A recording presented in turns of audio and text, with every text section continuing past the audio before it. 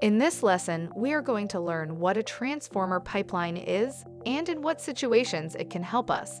We will be learning about it by creating an instance of it. Before getting started, we should do an overview of what we learned and see how it is going to be useful in this situation.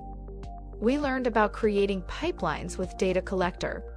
We moved data around and manipulated data on the go. The main purpose of a data collector pipeline is to collect and move the data. We can manipulate data, but this is not the main focus of the data collector. This means there can be some challenges when we try to manipulate data with computationally heavy operations. In order to overcome these challenges, we present the transformer engine. A transformer engine is an execution engine that runs data processing pipelines on Apache Spark. Apache Spark is an open-source product that leverages cluster computing technologies in order to process data fast and efficiently. The transformer engine acts as a client for deployed Apache Spark nodes. With this way, we can take advantage of Spark's performance benefits without the need of writing our own Spark application. Let's deploy an instance of the transformer engine in order to understand its benefits. First, we check if we have an active environment. You can use the left sidebar and expand the setup menu. Click on the Environments button in order to go to your environments page. Usually one default is created when you create your account. If you do not have one, you can create it from here. Click to the Create Environment button, add name and tags to your environment. We are going to use the self-hosted version for this tutorial, but you can always use Amazon Web Services and Google Cloud Platform integrations if you have your setup there. Before continuing to the setup, I would like to give a tip. Anytime you are stuck on something or cannot understand what a setting means, hover over the question mark next to the setting. In our case, let's say you wanted to check advanced settings and you have never heard of nightly builds. You can always use the question mark to explore more about it. Let's save and continue with user permissions. In my case, I won't be adding anyone to this environment, so I click Save and Next. After finishing the setup of the environment, we click Activate and Exit. Our environment should be ready to go now. Before creating a transformer pipeline, we need to deploy a transformer engine. In order to do that, we use the left sidebar to go to the Deployments page, click to the Create a Deployment button. We name our deployment, select Self-Managed as Deployment Type, select Environment, select Transformer as Engine Type, and select Latest Versions Available before adding any tags. In this second part, we can configure the engine. We can enable and disable commonly used stage libraries from here.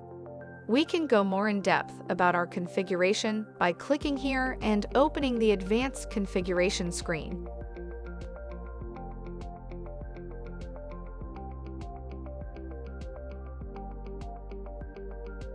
If you are going to use external sources, you can use it from here.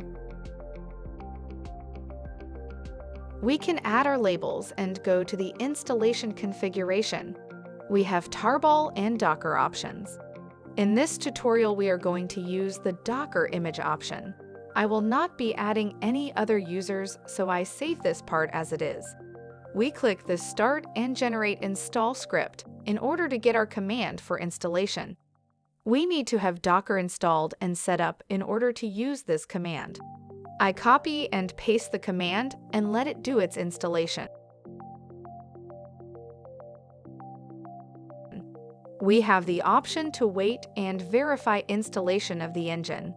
We can always use the sidebar to check our deployed engines after finishing these steps.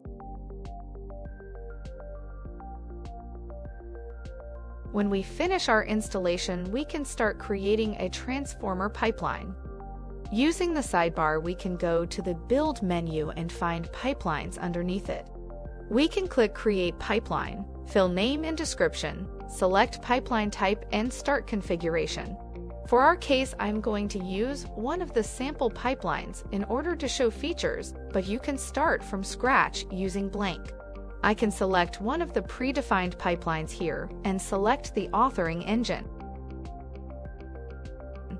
We are not going to add people, so we are skipping this again.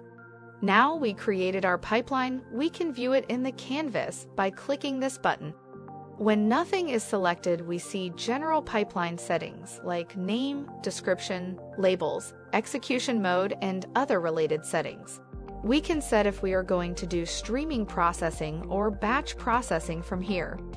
We can check other settings like cluster settings, parameters related to pipeline-like directories. We can change notification settings, and we can do advanced pre-processing if we like to.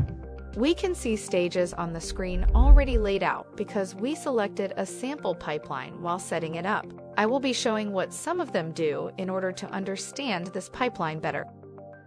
One difference we have compared to the data collector pipeline is that we have multiple origin stages. We can have as many origins as we need, but we also need to think about our cluster's processing power. Let's look at our pipeline.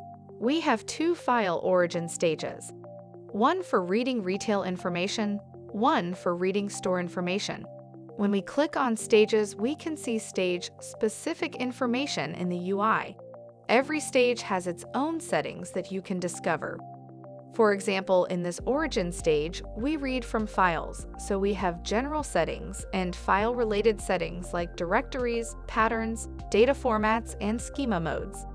We can get general information of the stage by clicking on the Info button on the left. We can check actual data flowing from the stage by clicking on Schema on the left. Since this is an origin stage, we only have an output schema. We can see data fields, types, and order. This should be similar for the second origin stage, since they are the same type of stage. We can see that we connect these two stages to one stage. This next stage performs operations on data, and stages that perform operations and transform data are called processor stages. This stage is called Join by StoreZip. If a stage name is not descriptive at first glance, we can check its description. Here the description says Join Sources by StoreZip field. We can check the second tab named Join in order to get in-depth information. We can see we have a join type setting, join criteria setting, a matching field list where we can define joins based on fields we add. We can use schema to see actual data transformations happening in this processor stage. We have two input schemas coming from two origin stages. We know what our processor stage does, joins data based on rules we set.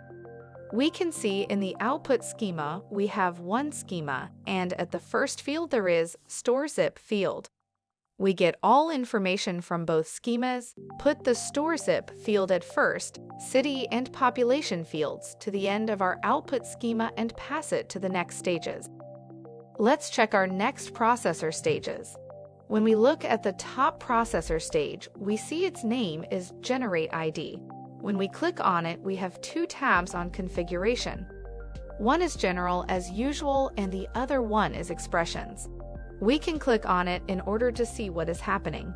When we click, we see expression fields that we can define. Most of the time, you will not have a hard time understanding what is going on, but if you do, you can always click Info and read the type and description of the stage. It can give more insights.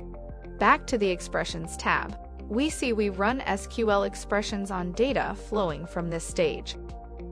We can slowly start to understand why we need a transformer engine in order to work with data transformations at scale.